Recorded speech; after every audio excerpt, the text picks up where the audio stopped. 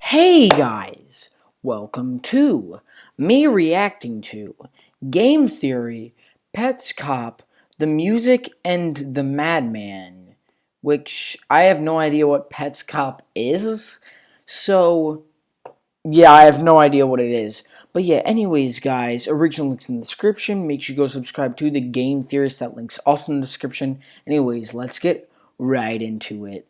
A riddle. There are two pictures of a door. A In riddle? the first picture, the door is closed. In the second picture, taken It's later, open? the door is open. Nobody opened the door didn't open itself. The door, in fact, did not open at all. So what happened? What? Pause the video, debate it in the comments. Because the solution to that riddle is come what on. today's episode and the entire Petscop mystery is all about. Petscop? Game Theory. What the heck? Hello, Internet.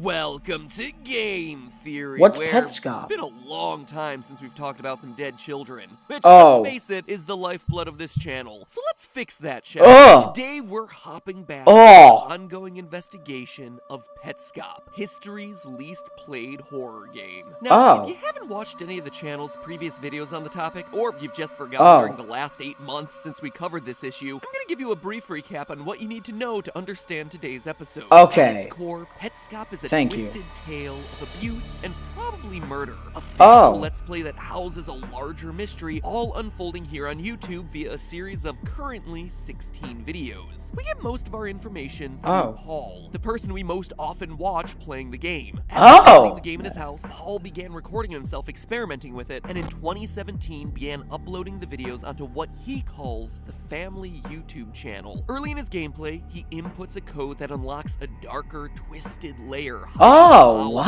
This otherwise generic PlayStation era game. Paul almost immediately finds a gravestone for a dead child, Michael Hammond, and it becomes apparent that something, or someone, is trying to communicate with him. As I went over in my previous theories, I believe that that person is the game's creator, Rainer, who originally made the game as a means of accusing someone named Marvin of horrific crimes against children, potentially even trapping him in the game. Mix in a bunch of censored imagery, talk of rebirthing, and the game's sparse atmosphere, and you have yourself a masterpiece of so it's a game? horror. It's a YouTube channel in a game? Enormous puzzle with layers Maybe? upon layers of mystery, telling a much more complex narrative than pretty much anything that this channel has ever covered, save for like Dark Souls. This is far more complex storytelling than FNAF. As such, it would take a massive theory to do everything in this series justice. There are just too many unanswered questions that need to be solved, and I'll be honest, I don't have all those answers. At least, not yet. However, Not yet, I do have some answers.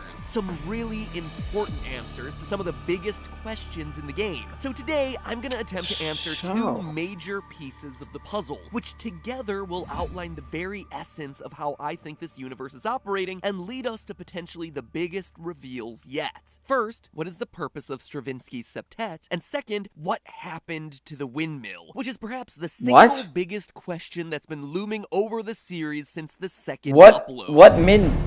First, the piano. Petscop is a game that gives us nothing. Actually, let me rephrase that. It gives us a lot, but rarely is any of it explicitly told to us. Instead, it's all hidden under allusions to eyebrows and windmills and rebirthing. Want to know who's related to who? Check the eyebrows. Want to know what year we're in? Check the calendars. Want to know who's playing the game at any given moment in time? Great! So do I, because it is harder to figure out than you would think. One piece of information it does explicitly give us is the name Stravinsky's Septet, a real piece of music from a real composer out here in the real world. It's first mentioned by name during Petscop 12. Quote, "I'm calling you Belle because that's who you are. You might be confused as to what happened. I was over-eager before and started calling you Tiara prematurely. I created a space in the menu for you, still unused now. Then I put you inside the machine and played the second movement of Stravinsky's Septet on the needles. I played it wrong, but that would have been okay. If you hadn't given up halfway, you would be Tiara. This is not what happened,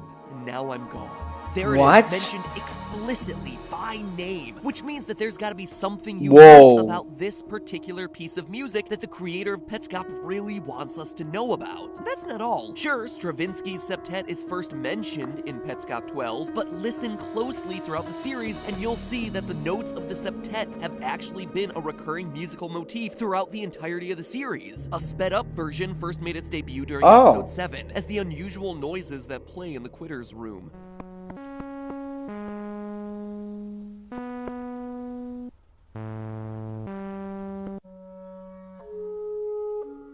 Oh, yep. Chin, I swear, just vibrated from that. And again in Petscop 11 during this incredibly prolonged music lesson. So what's so special about this particular piece of music? I mean, in all the world of classical music, this is a really obscure piece for the creators of Petscop to choose for their story. And then to not just call out Stravinsky's Septet, but specifically the second movement of it, there's gotta be something to this. Oh, yeah. Researching.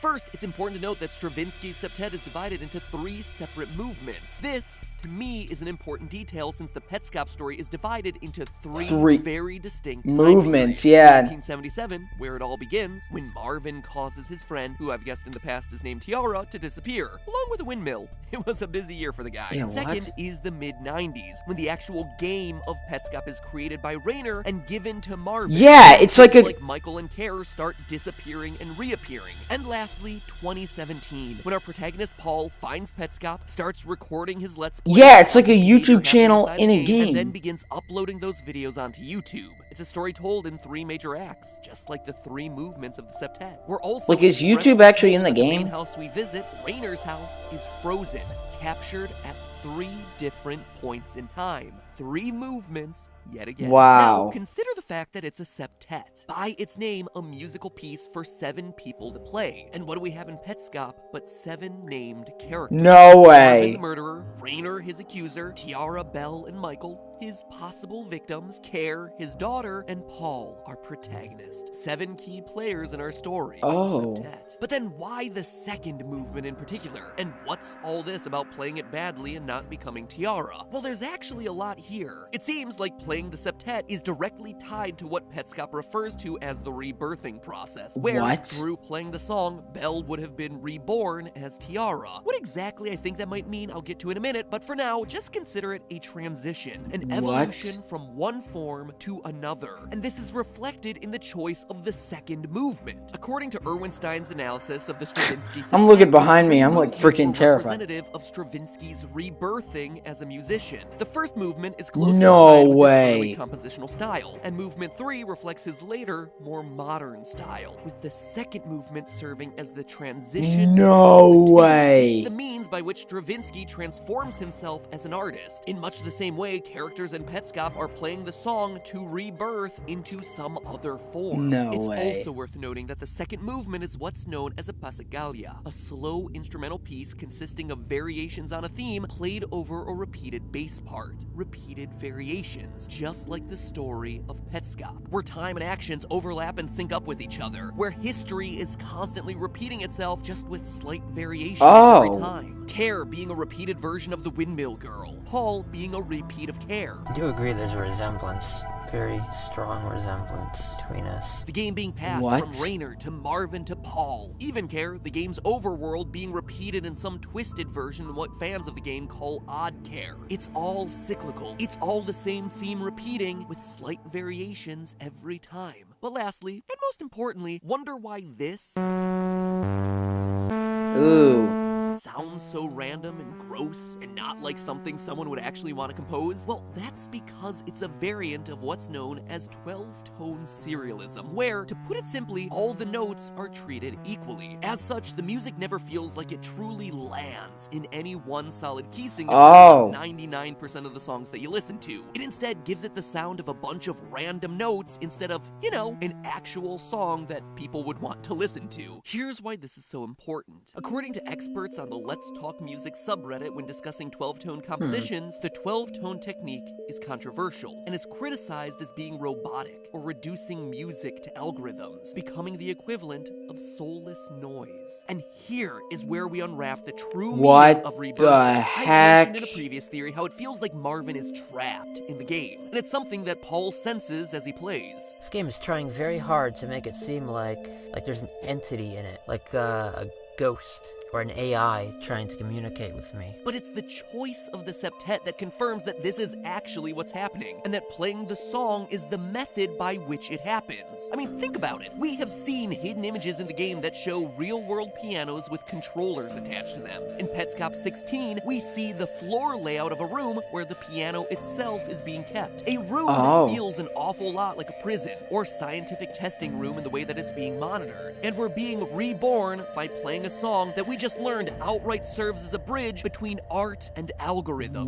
The rebirthing process then seems to be entering the Petscop game by playing the song, converting a real person into a computer program, trapping them there until eventually they're able to be snapped out, perhaps by playing the song again as someone or something new. Now let's talk about the second big mystery of the game, the windmill. Rainer poses this question to Marvin in Petscop 9. You must have guessed, but I was looking through your things. I found that picture of you from 1977, standing in front of an old windmill with your friend. You went there, and it was a bad idea. Your friend and the windmill both disappeared into thin air. Her sister was holding the camera. She took another picture minutes later, just you, no windmill, and no friend.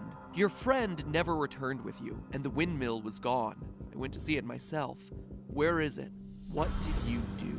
The windmill is one of the key icons from this series, appearing and disappearing seemingly at random, showing up in photographs, letters, most recently making yet another crucial appearance as a miniature at the start of Petscop 14. It appears to be the location of Marvin's first crime, the place where his friend was lost forever. Clearly, Petscop's creator intends for us to figure out the mystery of the vanishing windmill, and up until this point, it has remained completely unsolved. But I think with release of episodes 14 and 15, we may finally have enough information to put the pieces together. We're first introduced to the windmill in they're actually uploaded to YouTube? Before when the windmill actually disappears. However, even though it's no longer there, something still exists in its place. It looks sort of like a placeholder for it. Of course, we know from Petscop 9 that the missing windmill texture isn't missing at all. Way back in Petscop 1, Paul reads us a note. I walked downstairs, and when I got to the bottom, instead of proceeding, I turned to the right and became a shadow monster man. It's not until Petscop 9 that Paul discovers what exactly that means. And what it means is pretty literal. You go downstairs, you take a right, and you become a shadow. Once he becomes the Shadow Monster Man, Paul heads to the windmill where, lo and behold, the placeholder has now been replaced with the fully fledged windmill object. So why would becoming a shadow monster suddenly change the way the rest of the world appears to us? That scared the help us explain I'm actually terrified by this. Throughout the series. I believe that by becoming a shadow, Paul has changed what dimension he's seeing in the game. Paul's avatar has basically been rotated. He's on a different layer of the game. So that his shadow replaces his avatar. And now, in the process, he's able to see things in a different dimension that persists. It just persists at a different rotation that's usually invisible to us when we're playing the main game. Now, this idea of dimensional rotation may seem like it's coming out of nowhere, but let's take a minute to look at episode 14. It starts with the riddle I asked you at the beginning of this episode, a door that's simultaneously open and closed. The episode then spends the rest of its runtime focused on the way things are rotated. Midway through, there's an extended sequence where Paul plays around with a series of CDs and picture frames, all rotated at slightly different angles around a vertical axis, the kind of thing that the player normally can't do in Petscop. Later in the same episode, when we see the game reload, the game maker's logo, Garolina, now ends up at a radically different angle than it did in the beginning of Petscop 1. The differently rotated logo reveals to Paul a game with totally different save files. The last we saw of this screen was in Petscop 10. Paul's files were named Paul, Test, and Backup. Strange Situation is an entirely new save file. Based on this hypothesis, the original files aren't gone, and the game didn't delete anything. It was an issue of Paul booting up the game unintentionally in a different state, at a different rotation. And finally, if all of this wasn't enough, at the end of the episode, episode, Paul gains access to the house's mysterious garage, a door that was once closed and now, for some unexplained reason, open. How'd the door open? It's the answer to the riddle. 2 dimensions at 2 different rotations. Pictures taken at different angles. Inside the garage, so the door is always open. It's just that it's perspective. On his computer's tower is this strange symbol. Is it a company logo? Hidden glyph or symbol? No, it's a 3-dimensional axis. X, Y, and Z. Which means that once Paul masters the ability to rotate, all the secrets of the game suddenly become unlocked. All past save files, hidden locations like a windmill, past time periods, all trapped in different orientations of the same game. Whoa! Do these revelations solve the mystery of the game? No. Not by a long shot. I'm not pretending that they do, but I do feel like we are significantly closer now, with 2 key questions that are much closer to being solved. The true nature of the rebirthing process and the lost location of the windmill. Dang it. Petscop-16 currently seems like it may be the final installment. It certainly has an air of finality to it, but at this point, only time will tell. But hey, it's worth remembering as we close out this episode that Petscop is a real game. The people behind the series are literally making a video game just so they can film a fictional Let's Play of it to tell their bizarre creepypasta. It's actually one of the reasons I love the Petscop series. Wait, what? It is perhaps one of the most modern examples of storytelling. If you too have a story that you want to tell, you can do it too, with the help of our sponsor. No. There was a sponsor, so definitely not including that, because I don't get sponsored by those people. So, yeah. So, the series is like not a game. It's actually uploaded on YouTube, and then people are actually making the game. That's very weird. Like, the people who make the videos are making the game. That's very weird. And I think that's pretty cool. So, yeah, guys, I hope you enjoyed this episode. Leave a like in the video. Subscribe if you're new to my channel. And, yeah, guys, I'll see you in the next one.